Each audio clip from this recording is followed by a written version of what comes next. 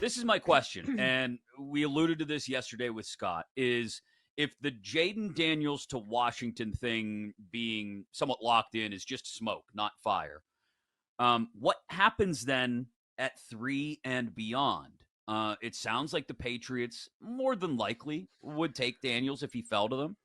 But there's also, I think, the possibility of things going sideways real quick at 3.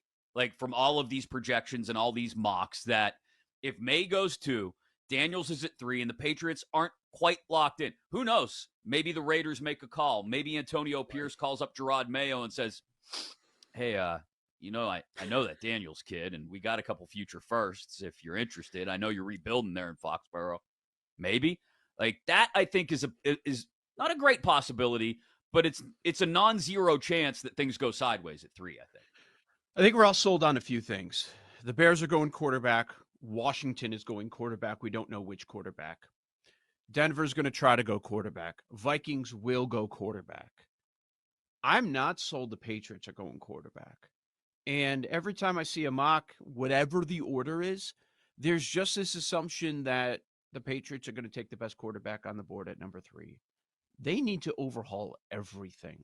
And they've started to do that with the coaching staff, but I don't know that, well, I know that they're not a quarterback away. So that's kind of where I'm at. I think it's people are just kind of, all right, just give the Patriots a quarterback. I'm not even sure they go down that road. I could see them trading out of 3. Yeah. Yeah, or just doing something different and mixing things up. It's hard to know what New England will do. When it comes to the Commanders, it's also interesting because they have Adam Peters, and ultimately this is going to be his decision. But I'm curious, like, what does Cliff want? With these quarterbacks, what type of offense is he going to run? Some people think he'd prefer Jayden Daniels, but is that the case? How much of a say does he really have, or is this just the Adam Peters show and he's going to make the pick?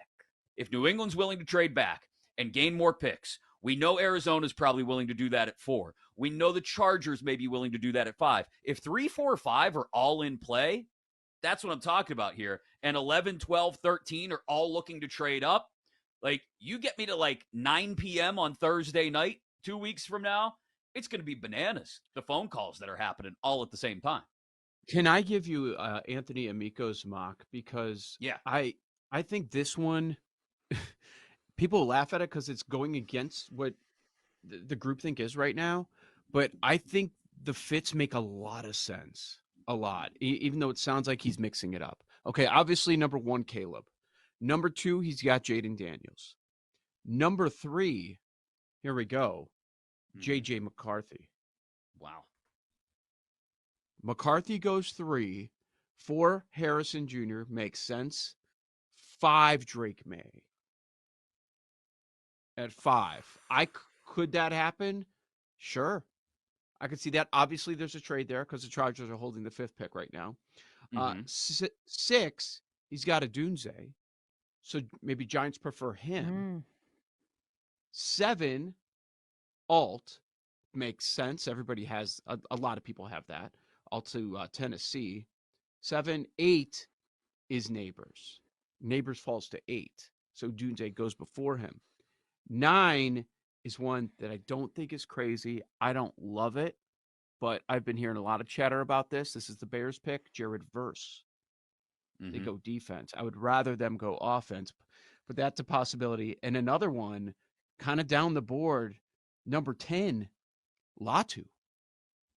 Most people have projected in the 20 range around your Steelers. There's a lot of fits there that Amico throws out that I could see happening.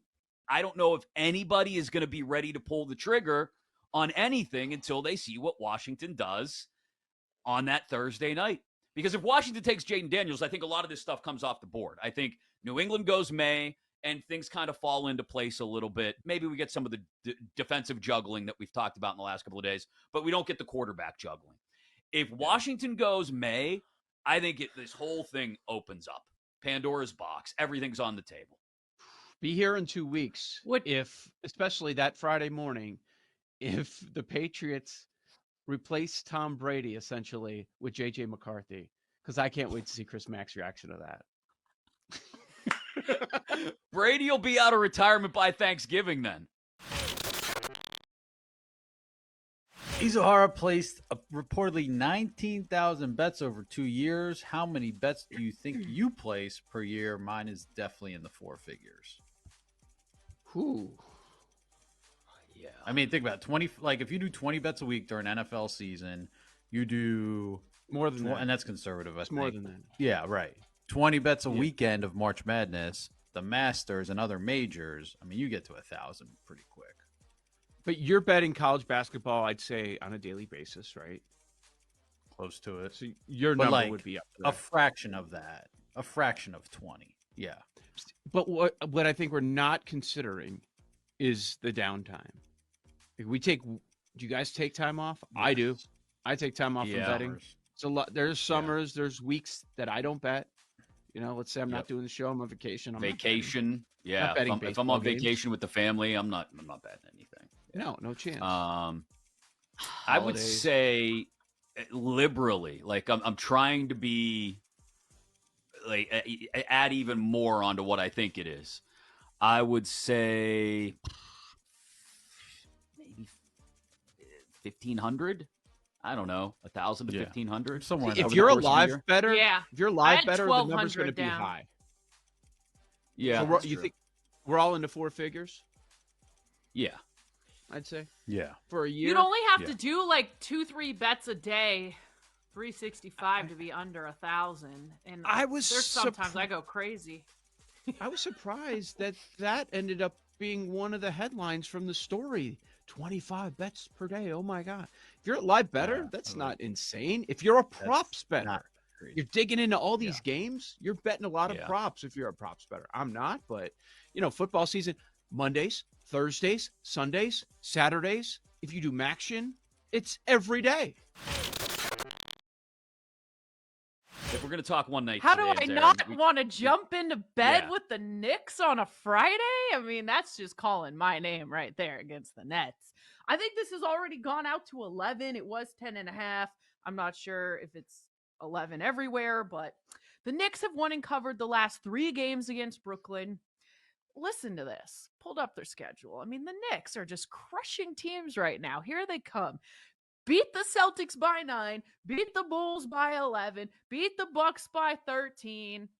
OG's back. They're feeling themselves. I like this Knicks team.